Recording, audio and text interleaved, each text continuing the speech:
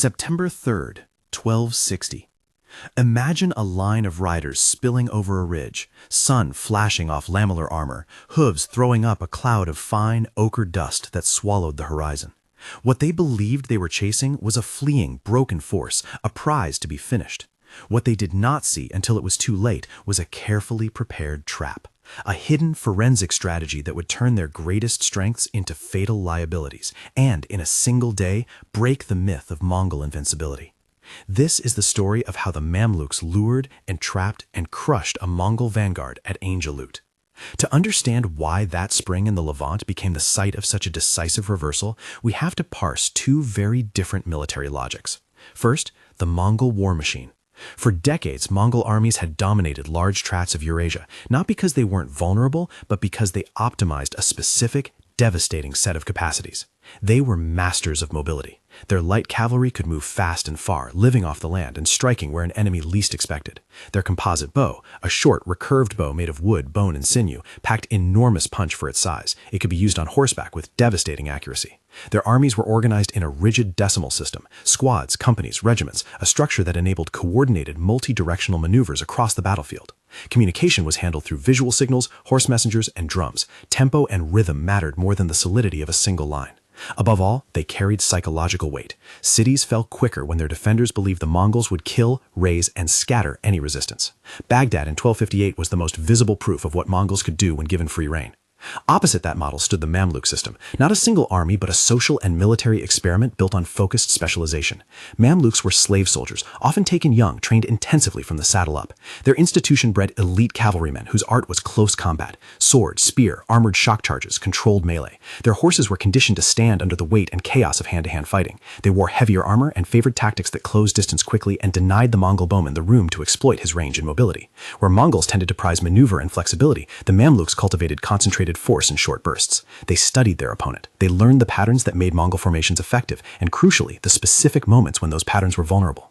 Now place those two logics in a narrow geography, a spring surrounded by constraining hills and a shallow valley that funneled movement into a single, predictable corridor. Picture the Mamluk commanders, including Kutus at the highest level, and field leaders like Baibars, choosing that landscape deliberately. They did not hope to outrun the Mongols. They designed a scenario in which the Mongol advantages would become disadvantages. The plan had stages: bait, pursuit, fracture, trigger, and annihilation. The bait was simple in concept but subtle in execution. A Mamluk detachment showed itself at the spring and then began a controlled, convincing withdrawal. This was not panic, it was disciplined retreat. The goal was to create the visual and temporal sequence the Mongols expected when a rout presented itself. Scattered banners, the shape of a fleeing enemy, the invitation to pursue aggressively. The Mongol doctrine, built to exploit speed and momentum, had a well-known reflex. When opposition appeared to break, their light cavalry surged forward to widen the gap, to separate forwards from reserves, and to turn a retreat into a rout where archery and mobility could finish what heavy cavalry could not. And so the Mongol vanguard took the bait. Kitbuka, commanding a forward element, pushed down into the valley. Their advance had its own internal logic. Light horse archers rode ahead, loose and agile, firing while retreating, seeking to maintain tempo. Behind them, other elements wheeled to cut flanks and chase stragglers. Because the pursuit came down a constricted corridor, it tested the Mongol communication network. Visual signals blurred in the dust. Messengers had to thread through a flowing stream of horsemen. The decimal organization that had served them so well on open steppe now began to stretch like a chain pulled taut. Daps opened. Units separated.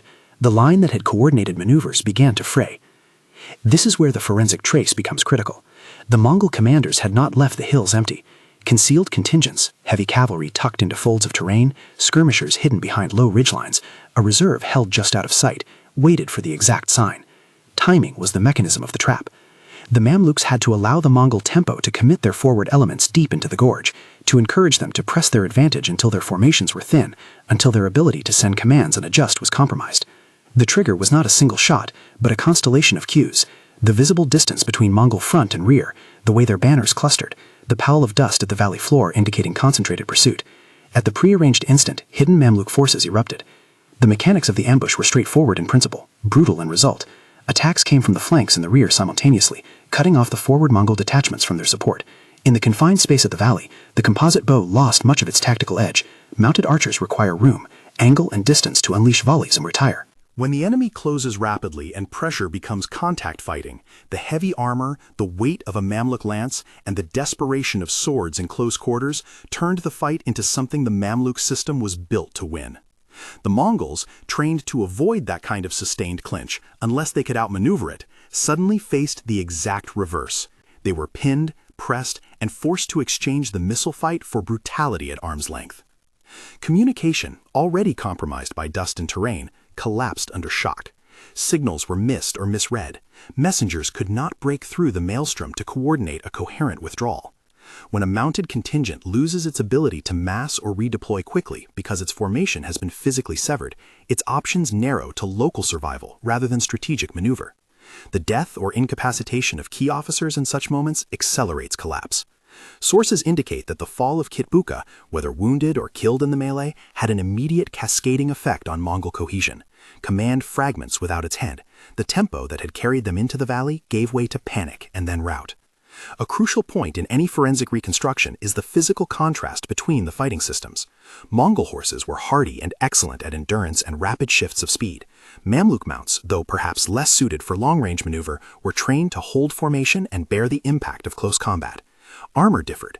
Mongol warriors often balanced protection with mobility. Mamluk knights prioritized heavier defense for the shock of contact. In the compressed geometry of Ain Jalut, the latter profile had a pronounced advantage. The Mamluk swordsmanship, the discipline of mounted charges that could strike and hold, undercut the Mongol habit of keeping distance and skirmishing. There is a temptation to call the outcome a fluke, bad visibility, unlucky terrain, a sudden storm. The forensic case assembled from the behavior of both sides argues otherwise.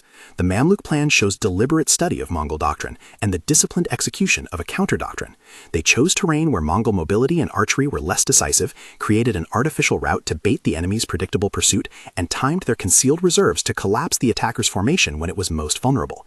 That sequence, study, bait, pursuit, entrapment, decisive close combat execution, reads less like chance and more like applied military science. The immediate aftermath on the field was decisive. The Mongol vanguard was broken, survivors fled in disarray, and the aura of inevitable Mongol victory suffered a shock. Within weeks and months, this tactical defeat produced political consequences. Across Syria, resistance movements found renewed courage. Cities that had been cowed by the Mongol reputation reconsidered their calculations. Hulagu Khan, who had overseen a sweeping campaign from the Iranian plateau through Mesopotamia, refrained from further immediate pushes into the Levant. Consolidation and internal politics took precedence over fresh conquests in that theater. In broader terms, Ain Jalut did not single-handedly end Mongol expansion. The empire continued to be a dominant force in many regions, but the battle marked a pivotal check. It subjected Mongol advances to limits and demonstrated that their doctrines could be countered when an opponent studied those doctrines closely and prepared accordingly.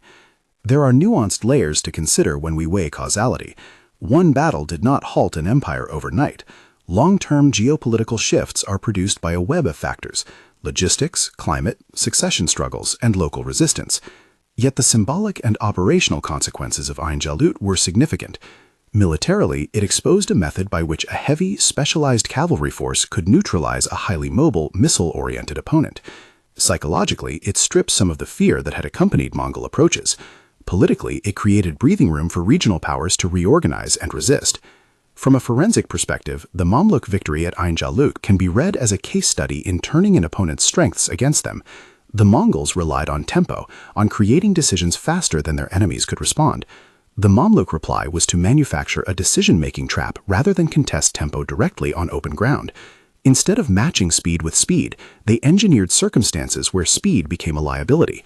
That is the essence of the hidden strategy, not merely hiding troops, but hiding intent, hiding timing, hiding the critical mass until the enemy had committed.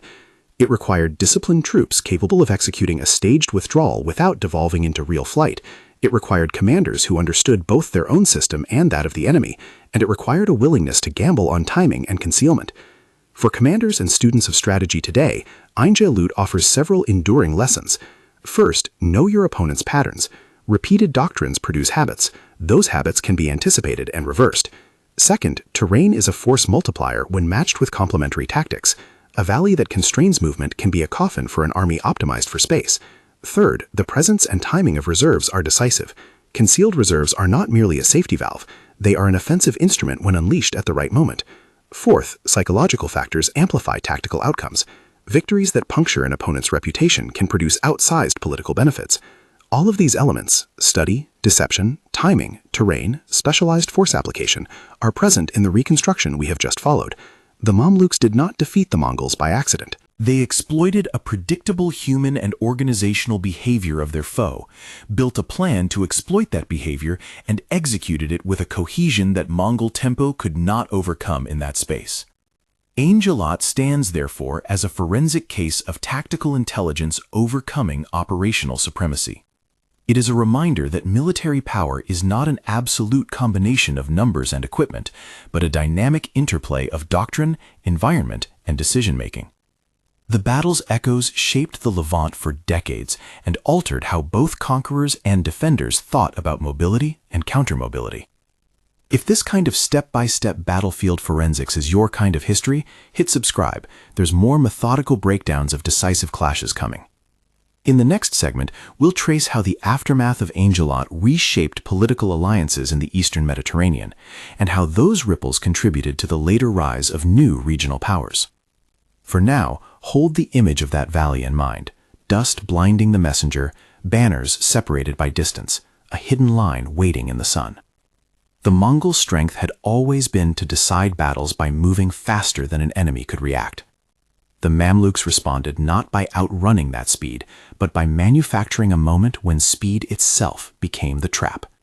In that precise inversion, they found victory, and in victory, they altered the course of a contested frontier between empires. If you found this reconstruction useful, share it with someone who loves military history, and check the linked playlist to follow the chain of events that flowed from Ain Jalut into the wider medieval world.